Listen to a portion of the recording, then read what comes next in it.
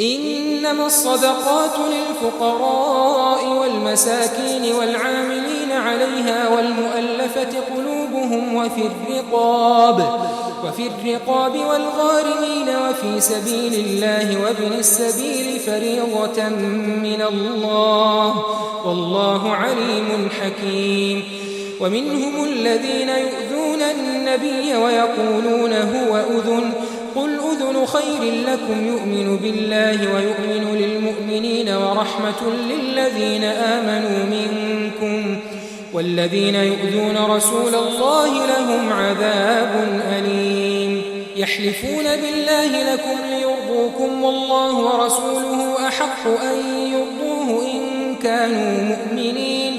ألم يعلموا أنه من يحادد الله ورسوله فأن له نار جهنم خالدا فيها ذلك الخزي العظيم.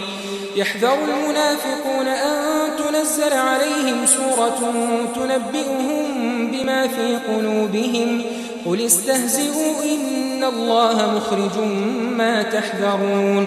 ولئن سألتهم ليقولن إنما كنا نخوض ونلعب قل أبالله وآياته ورسوله كنتم تستهزئون لا تعتذروا قد كفرتم بعد إيمانكم إن نعف عن طائفة منكم